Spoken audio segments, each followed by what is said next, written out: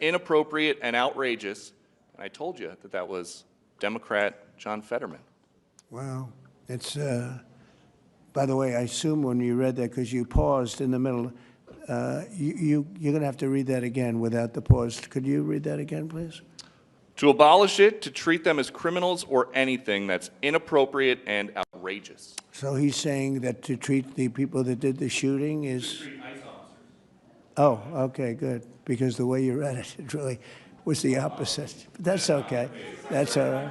I think that's what he meant. No, the new John Fetterman is exactly what you said. He's right. He's right. And we have to protect our police officers, and we will. And we have been... if you saw the stats released by the FBI the other day, the murder rate's way down, the lowest it's been in a long time, and that took place over the last 6 months. For the last 6 months, murder, it's a hell of a subject to have to talk about, but murder is way down at almost getting to be modern-day records. So that's despite the fact that we have a lot of people that came into the country that shouldn't be here. Mr. President? Yes, please. So two questions, one on tariffs, the other on the IRS. Yeah. On tariffs, China is reportedly softening their impact on U.S. tariffs in Africa, announcing last month that they would halt charges on imports for nearly all of its African partners. Good. Does this move by China influence your thinking, your approach to tariffs on the continent? Well, we treat Africa great in many different ways, including with tariffs. But, you know, parts of Africa charge us tremendous tariffs, as you know.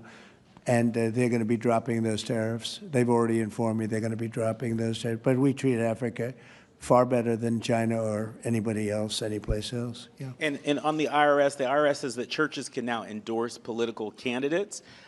What's your reaction to this, and how do you expect this to influence some of the work that's afoot on the continent? There's a lot of American churches that are missionaries doing missionary work on the continent.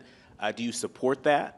I love the fact that churches can endorse a political candidate. I think so, because we have a lot of respect for the people that lead the church, for the pastors and the ministers and the rabbis and the all different leaders, all different religions, and people respect those people. And I think there's nothing wrong. You know, it was a very big penalty if that took place just a little while ago. They had a thing called the Johnson Act, and it was a very big penalty. I think it's great if a pastor, minister, priest, rabbi, and we could very much go into your religion, by the way, which is something that people are having great respect for throughout the world.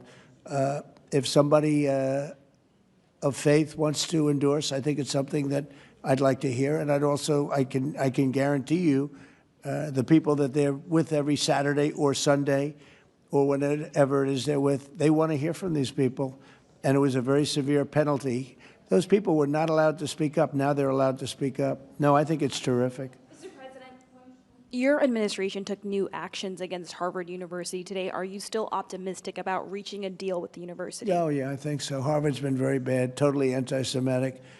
And, yeah, they'll absolutely reach a deal. Peter? I just got a text from our colleague John Roberts. He says that we are now reporting the guy who was arrested in the Alvarado, Texas incident for tampering with the evidence was a green card recipient under the Biden administration and a prior DACA recipient.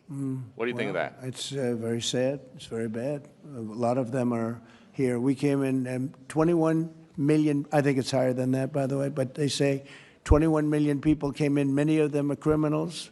Many of them are murderers. 11,888 is what they say are murderers. And they came in through open border policies, no checking, no vetting, no nothing. And we have a lot of that. And despite that, we have crime down, which is pretty amazing. And this is a And long say hello meeting, to John. Say hello to John Roberts. I will. I'm sure he's watching this right now. A lot of news has broken since we've been in here. Axios says a secret White House meeting between Steve Witkoff, Ron Dermer, and a Qatari envoy on Tuesday led to significant progress in the negotiations over the Gaza hostage and ceasefire deal. What can you tell us about this It's secret very possible. meeting? I will tell you we're getting very close to a deal. I don't know if it's secret or not secret, but it doesn't matter to me. Secret's fine if it gets us to where we want to be. We want to have a ceasefire. We want to have peace. We want to get the hostages back. And I think we're close to doing it. Okay? Thank you all very much. Thank you very much. President Trump. Thank you, Peter.